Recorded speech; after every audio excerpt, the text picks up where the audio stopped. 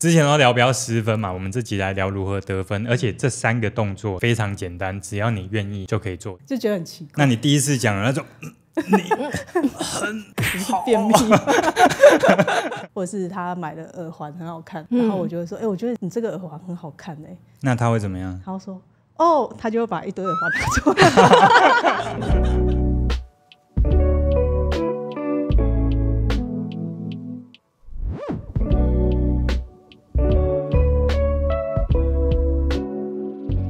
欢迎来到人生解扣方程式，这是一个畅谈情绪、人际沟通、伴侣沟通、自我成长的频道。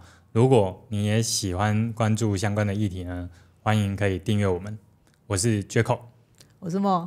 Hello， 大家好，我是香云。这次呢是我们节目第一次3个人一起全部合体了，助理主持人一次来2个，所以这集我觉得会聊得比较开心一点哦。那这一次也是我们的一个新尝试，因为之前的节目内容都真的是太正经了，稍微严肃一点。但是其实我2个好战友都很常跟我说，私底下的你可能更犀利一点，然后干话更多一些。所以这一集是我们第一次尝试呢，让对话感强一点，干话比例高一点点，但是还是会带给大家一些学习的价值。然后毕竟我觉得下班之后听 Podcast 也好，看影片也好，可能我们都希望有一点抒压，对不对？那甚至获得一些养分。那我们这次要聊的主题是，究竟我们该怎么做可以去促进伴侣之间的关系。而且呢，因为我们之前很多集都是在聊5个不要做的事啊，反正就是一堆避雷的事。哇，我觉得该避的雷都讲得差不多了，对不对？所以我们这集特别来聊，之前都聊不要10分嘛，我们这集来聊如何得分。而且这3个动作都是非常简单，只要你愿意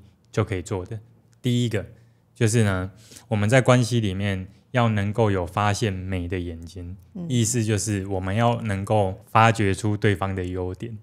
然后这时候大家就会觉得说，哇靠，又来了，他发掘优点，不就讲到烂？可是偏偏很奇妙的是，我们都知道发掘别人的优点，这个是一个有助于关系可以建立，甚至维系的。可是为什么那么容易做不到？我觉得是没有习惯好像就是只会看到你把东西乱丢。你是说在一起久了之后，对不对？你在指的是 H 小姐吗？没有，她不会就是我觉得好像大部分看到的都是不好的那一面会被放大。那明明刚刚才做一件很好的事比如说他帮你洗碗啊，或者是他帮你做了什么事，但是我们却只看到他没帮你做的那一件事这样。就是有事情卡住了，所以怎么看都只看到缺点。对。那香韵呢？我是觉得如果他表现是好的，我就觉得我状态是舒服的，但是他如果表现不好的话，我就会引起我的不舒服所以我就要表示所以不好的时候我才会放大他我知道，就是当他让你的感觉不好的时候，你就更容易放大他的缺点，好像是这样，对不对？所以其实为什么我要特别谈这件事情，最大的原因是，如果我们在相处的过程当中，我们太多的专注力都放在缺点，而没能去发现他的优点，这个时候他会产生的反应是，我因为你的特定的一个行为，我认为是小缺点，但是呢，这个行为我跟你讲，你又不改，所以我看了就会更赌差嘛，对不对？那我更赌差之后呢，我再看到你，我就更不容易看到优点，而且因为我的状态不好了，你做了好事我也看不见，你买我最爱吃的豆花，那是什么花？卖来就得，2个人的关系就越难靠近嘛，对不对？所以也是这样，为什么我们把这个放在第一个？我们如何能够就是我现在就是没办法，他那个缺点的范围太大，整个把我笼罩了。我们如何在这样的情况下还可以看到他的优点？你有没有类似的经验？因为我觉得像我现在就是跟我另一半住在一起嘛，那我相信我也有很多缺点，可能也是他看不惯的，但我觉得好像会更想要的互相包容嘛。哇，你讲话好小心哦。是因为他会看吗？对，他有订阅我们的频道。但我觉得我好像大部分都可以看到他的优点好，那这样不能问你，湘云呢？我突然有想到一个事件，就是我不好意思就是直接感谢他或什么的话，我会用另外一个比较婉转的方式去表扬他。真的哦，就是比方说呢，我突然想到有一次，我在我家，然后下楼梯的时候我在滑手机，然后不小心就摔下去了。然后隔天起来的时候，我就看到我们家楼梯就是都有铺那个紫花垫，他就默默地做这件事情。哇！然后但是我也不好意思跟他讲说谢谢你啊，你好贴心，我就把它就是拍下来，然后 po 到我的那个 IG 这样子，然后就是记录这件事情的，让他知道你也有看到他的用心。哇，你们这个距离好遥远啊！我自己的经验是说，我通常意识到我现在好像看到对方几乎都是缺点，那个缺点太大的时候，我第一个转念的都会先想他过去一直都会包容我的什么缺点。对，我以我老婆为例好了，比方说我跟我老婆就是节奏不一样嘛，我很快，她很慢嘛，做事的风格又截然不同。对，所以如果我跟她要一起做一件事，我们在配合的过程，有可能有一些事情在我来看，我看的不是那么的习惯。可是呢，当我开始发现我只要想到那一个点，心里都会有一点感觉的时候，我是真的就会去想，那他也包容了我的什么？这个时候我就会出现一种就是其实他也为了我付出很多。想一想小事。当我们可以把这种就是生活上大家就是习惯不一样，或者是做事风格不一样，或者呢真的就是每一个人性格不可能有完美的人，那我只要可以意识到其实我自己也不完美，同时又看到其实有一些美好一直都在。那这个时候我们发现那个美的眼睛呢就比较不会被屏蔽起来了。哇，瞬间跌味很重。好，然后接下来我要来聊聊第二个我觉得说起来简单但是呢做起来有点卡的，就是我们要真的可以习惯性的去赞美对方，对，赞美别人，赞美你的另外一半。我先确认一下，你是会卡的那一种人吗？我一开始是会卡的那一种。真的哦？怎么说？因为我没有这个习惯，而且可能我觉得我在以前不管是小时候环境或者是长大的那个工作环境，好像很少听到赞美，或者是我自己主动的去讲，我好像没有，就是没有那个经历。会奶掉吗？会有那种就觉得很奇怪。那你第一次讲的那种你很你是便秘主要是我的伴侣他其实是很会称赞我的，就几乎是每天。哇，对，有那么多东西可以称赞泡个咖啡，我觉得你今天泡的咖啡很好喝真的哦，真的，大大小小的事。对，然后头发被吹也很帅类似像这样。对，我觉得你昨天没有洗头，但是我觉得你的头也很好看真的哦哇塞，就是他就是我不知道为什么他会有这种习惯就是他很容易就会赞美别人，然后所以他常这样赞美我的时候，其实我有一天突然发现我好像很少跟他讲过类似的话。然后后来我就也从生活中，只要是他做了某一些事情，或者是他买的耳环很好看，然后我就会说我觉得你这个耳环很好看那他会怎么样？他会说他就会把一堆耳环拿出来后来开始养成这个习惯之后，我回我家的时候也开始会称赞我妈妈，因为她没有听过我这样跟她讲话嘛。然后我称赞她的时候，她本来都在追剧，有没有？然后追剧就说哈你讲啥？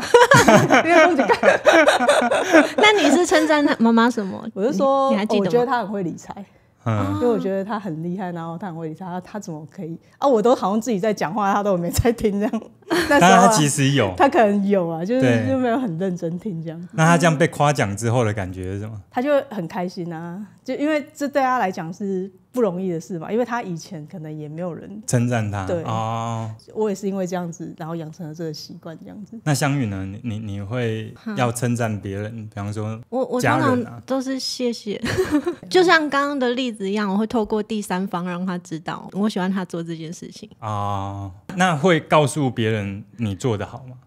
如果不是对伴侣的话，很长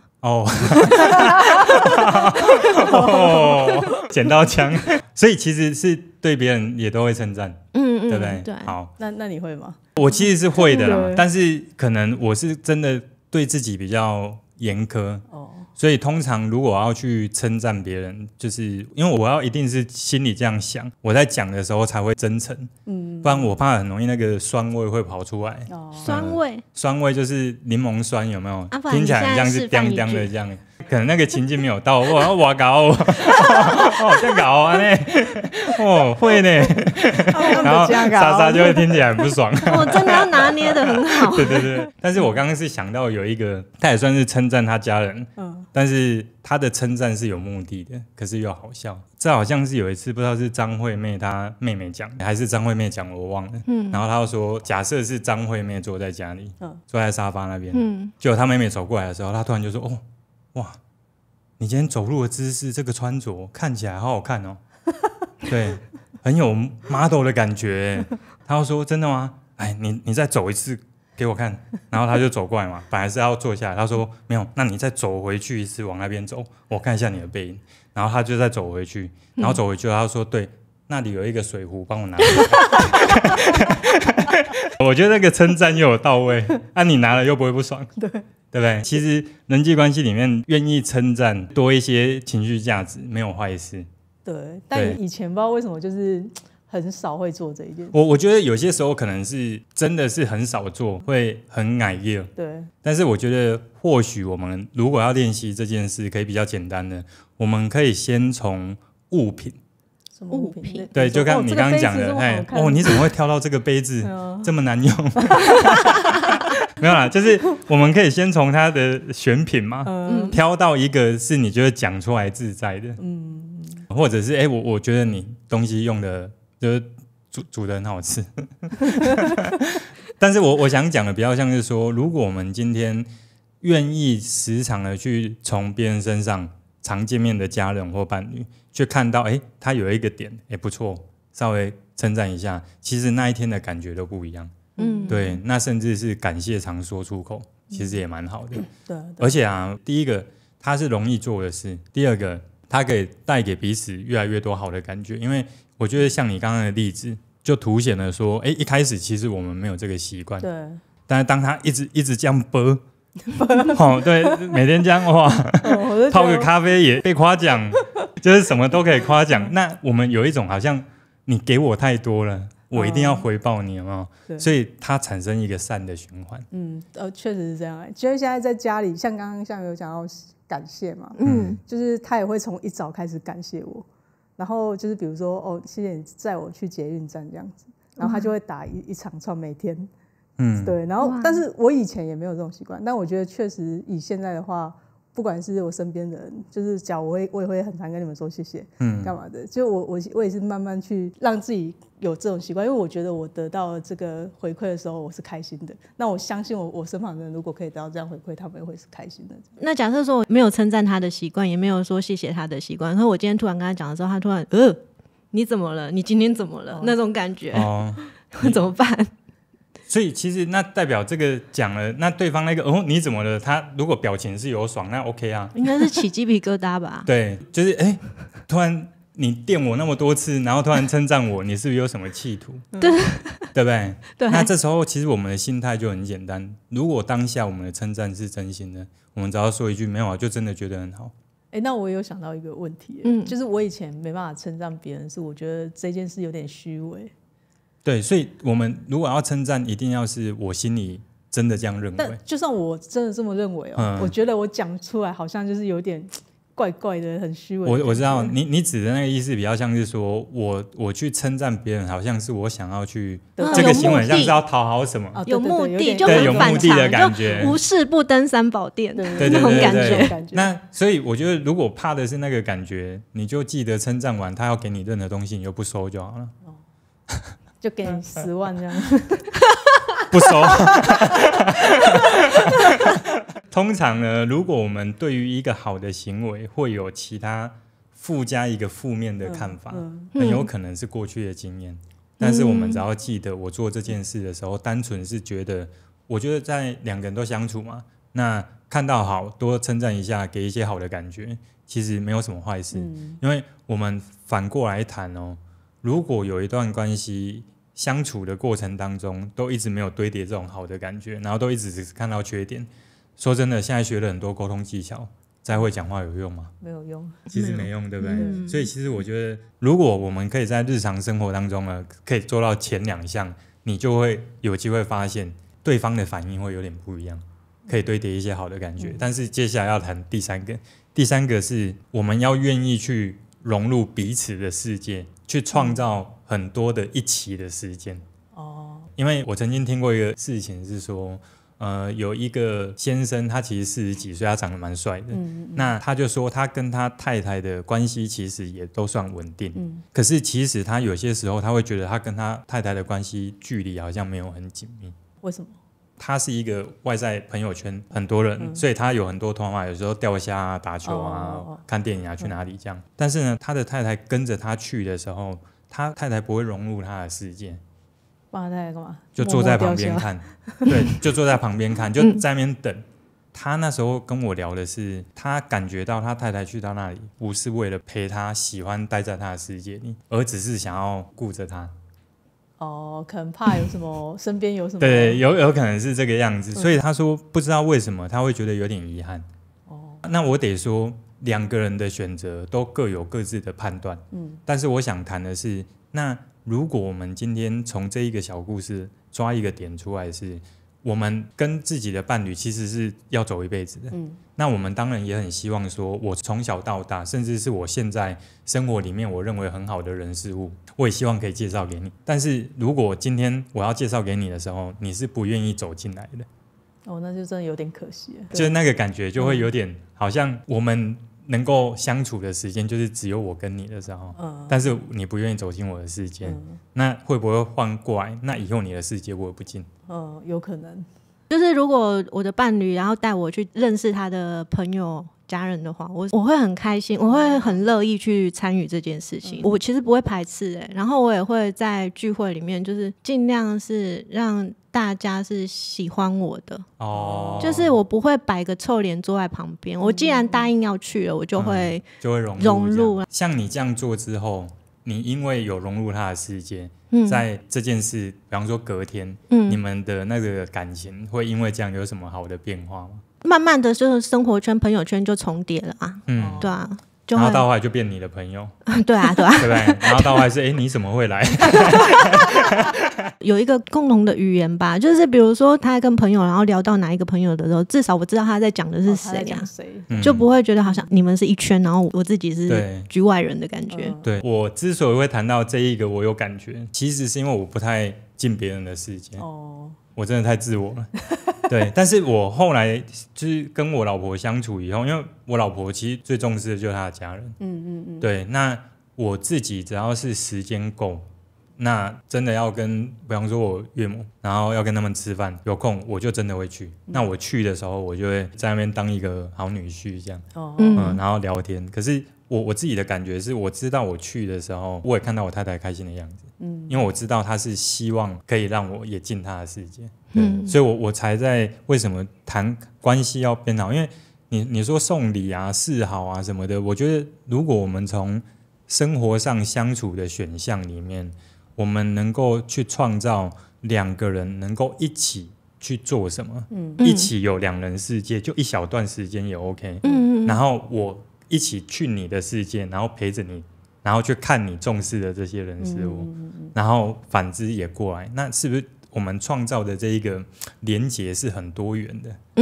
而且反而话题可能对话题也多，不然说真的，都结婚10年了，还要再问说你高中读哪里吗？对不对？就是该聊的所有资讯都已经更新完了，所以这时候反而是一起去创造记忆，其实能够创造那一起的感觉是很棒的。所以这一集我们总共聊了3个很简单的小动作，虽然这些都是老生常谈，可是会想要聊的原因是因为我发现这个真的是最方便、最简单，大家都可以做的事情。那如果我们愿意开始去尝试一下，你就尝试1个月就好，每天一波，不是每天1次的称赞，去创造2个人可以一起去进别人的世界。同时啊，透过那一些相处的过程，多聊天，多听彼此去分享近况。其实我觉得在分享的过程就已经是一种不自觉的拉近距离了。好，那这一集呢，我们就聊到这边哦。我是 Jaco， 我是莫，我是翔宇，我们下集再见，拜拜。拜。